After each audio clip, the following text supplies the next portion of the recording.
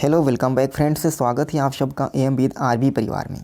आज इस वीडियो में हम बात करेंगे बाल विकास यानी सीडीपी से संबंधित कुछ महत्वपूर्ण प्रश्नों को। ये सभी प्रश्न आपके आने वाले सीटेट एग्ज़ाम में यूजफुल होंगे, तो आप वीडियो को पूरा देखिएगा। यदि आप चैनल पर नए हो तो चैनल को ज़रूर सब्सक्राइब करिएगा और बेल आइकन को प्रेस कर लीजिएगा।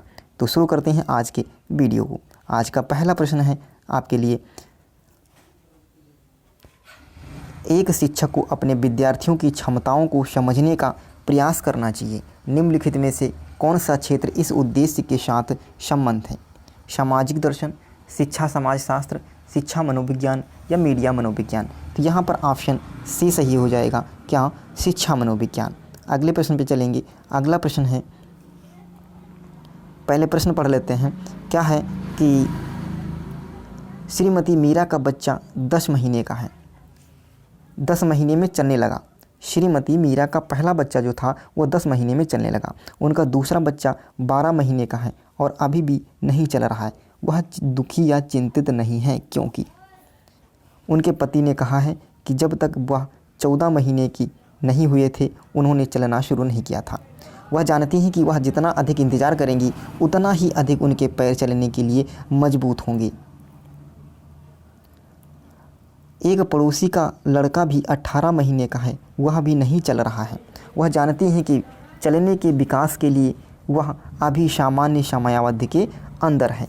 तो यहाँ पर ऑप्शन आपका कौन सा सही हो जाएगा? डी सही हो जाएगा कि वह जानती हैं कि चलने के लिए विकास के लिए वह अभी सामान्य समयावधि के अंदर है। क्यों? क्योंकि बच्चों को अपने पैर पर चलने के लिए उनकी जो उपयुक्त आयु होती है वह कितनी मानी जाती है? 14 वर्ष मानी जाती है। कितनी? 14 महीने मानी जाती है। अतः 12 महीने का जो बच्चा है, 12 महीने का बच्चा जो नहीं चल रहा है तो वह चिंता का विषय नहीं है। क्यों? क्योंकि बालक का विकास जो होगा अपने समयावधि ही होगा। क्लियर है? तो यहाँ पर आपका ऑप्शन जो डी होगा वो बिल्कुल सही जवाब हो जाएगा। अगले प्रश्न की ओर बढ़ चलेंगे। अगला प्रश्न है आपका, निम्नलिखित में से कौन सा कथन विकास और अधिगम के बीच संबंध को सर्वश्रेष्ठ रूप में जोड़ता है? विकास अधिगम से स्वतंत्र है, अधिगम विकास के पीछे रहता है, अधिगम और विकास समानार्थक परिभाषित शब्द हैं, अधिगम और विकास एक जटिल तरीके से अंतः संबंधी है। तो यहाँ पर ऑप्शन डी सही हो जाएगा। क्या? अधिगम और विकास एक जटिल तरीके से अंतः संबंधी है। अगला प्रश्न है प्रश्न नंबर 4, विकास शब्द में निहित है केवल संरचनात्मक बदलाव। केवल शब्द तो निगेटिव होता है, केवल शब्द निगेटिव होता है। तो दोनों संरचनात्मक और प्रक्रियात्मक बदलाव यानी ऑप्शन आपका सी सही हो जाएगा। क्लियर है?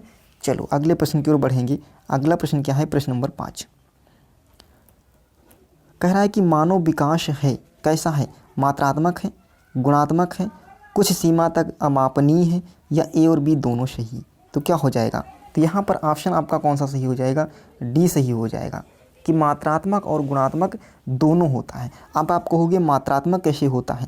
तो मात्रात्मक के लिए जैसे बच्चे की लंबाई बढ़ती है, माप सकते हो, भार बढ़ा, आज कितना है 10 किलो का है, आगे कितना हो जाएगा 12 किलो का हो जाएगा, मापा जा सकता है, तो यह मात्रात्मक हो जाएगा। गुणात्मक कैसे होगा? गुणात्मक के लिए जैसे हम बात करेंगे व्यक्तित्व, व्यक्तित्व का मतलब है उसका स्वभाव। व्यक्तित्व को आप माप सकते हो? नहीं मापा जा सकता है। उसकी रुचि मापी जा सकती है? तो नहीं मापी जा सकती है। चिंतन, चिंतन कैसा हो जाएगा?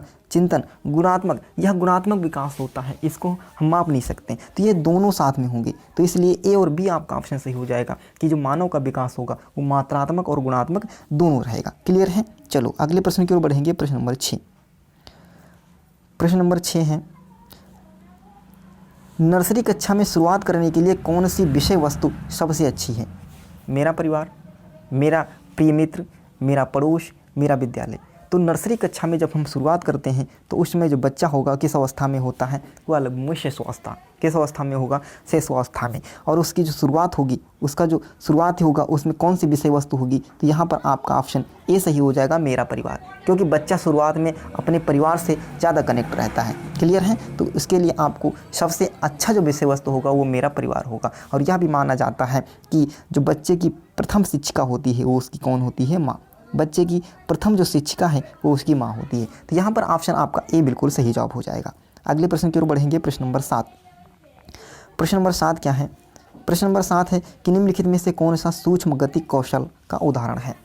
चढ़ना, दौड़ना, लिखना, फुदकना। तो सूक्ष्म गति का उदाहरण कौन हो जाएगा? तो यहाँ पर ऑप्शन सी सही हो जाएगा, लिखना। कौन सा? ऑप्शन सी सही हो जाएगा। अगले प्रश्न की ओर बढ़ेंगे, प्रश्न नंबर 8। प्रश्न नंबर 8 है कि किस मनोवैज्ञानिक के अनुसार एक सतत और धीमी धीमी प्रक्रिया है? किस मनोवैज्ञानिक के अनुसार एक सतत विकास एक सतत और धीमी प्रक्रिया है? ये किसने कहा था? स्किनर, पियाजे, हर्लॉग, कोहलर। तो यहाँ पर ऑप्शन ए सही हो जाएगा। यहाँ पर ऑप्शन ए सही हो जाएगा कि विकास एक सतत और धीमी प्रक्रिया है। ऑप्शन ए सही हो जाएगा। यह किसने दिया था? यह स्किनर ने दिया था। अगले प्रश्न पे बढ़ेंगे, प्रश्न नंबर 9 क्या कह रहा है? प्रश्न नंबर 9 है कि परिपक्वता का संबंध है, परिपक्वता का संबंध है बुद्धि से, सृजनात्मकता से, रुचि से या विकास से? तो परिपक्वता का संबंध कहाँ से होता है? तो यह विकास से होता है, यानी ऑप्शन डी सही हो जाएगा। क्लियर है? चलो अगले प्रश्न की ओर बढ़ेंगे, प्रश्न नंबर 9। प्रश्न नंबर 9 है कि शारीरिक विकास का संबंध है स्मृति से, स्नायुमंडल से, अभिप्रेरणा से या समायोजन से? तो शारीरिक विकास का जो संबंध होता है यह होगा स्नायुमंडल से। किससे होगा? स्नायुमंडल से। स्नायुमंडल का संबंध शारीरिक विकास के क्षेत्र से है, जबकि आपका स्मृति, अभिप्रेरणा और समायोजन, इनका संबंध जो होता है वो किससे होगा? यह होता है मानसिक विकास के क्षेत्र से, मानसिक विकास के क्षेत्र से। क्लियर है? यह किससे होगा? तो यह होगा मानसिक विकास के क्षेत्र में। और स्नायुमंडल ये शारीरिक विकास के क्षेत्र से इसका संबंध होता है, यानी ऑप्शन बी सही हो जाएगा। अगले प्रश्न की ओर बढ़ेंगे, प्रश्न नंबर 11। प्रश्न नंबर 11 है कि एक 13 वर्षीय बालक बात बात में अपने बड़ों से झगड़ा करने लगता है और हमेशा स्वयं को सही साबित करने की कोशिश करता है। वह विकास की किस अवस्था में है? तो जब बच्चा 13 वर्ष का है और 13 वर्ष की उम्र, 13 वर्ष की जो एज होती है वो किस अवस्था में रखी जाती है? तो वह रखी जाती है किशोरावस्था में। किस अवस्था में होगा? किशोरावस्था में होगा। क्लियर है? जीवन का सबसे कठिन काल होता है कौन? किशोरावस्था। तो यहाँ पर ऑप्शन बी सही हो जाएगा। अगले प्रश्न की ओर बढ़ेंगे, प्रश्न नंबर 12। प्रश्न नंबर 12 है निम्नलिखित में से कौन सी एक बालक की मनोगत्यात्मक गतिविधि नहीं है?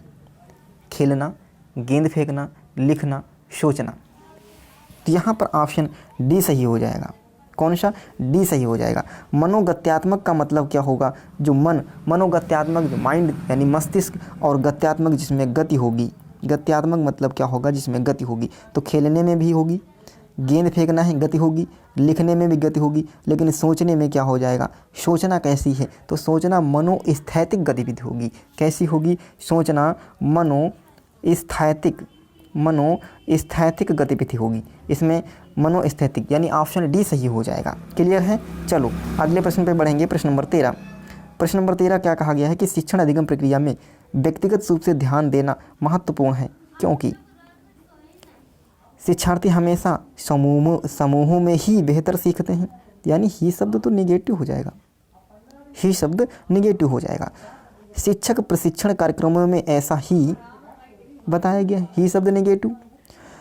इनमें प्रत्येक शिक्षार्थियों को अनुशासन में रखना, अनुशासित शब्द कैसा होता है? निगेटिव होता है। तो आपका कौन सा ऑप्शन सही हो जाएगा? आपका ऑप्शन डी सही हो जाएगा। बच्चों को विकास दर भिन्न होती है। बच्चों की विकास दर क्या होती है? भिन्न होती है और वे भिन्न तरीके से सीख लेते हैं। ऑप्शन डी सही हो जाएगा। क्लियर है? चलो, तो कैसा लगा आज का सेशन? कमेंट बॉक्स में जरूर बताइएगा। यदि आप चैनल पर नए हो तो चैनल को जरूर सब्सक्राइब करिएगा। थैंक यू, धन्यवाद।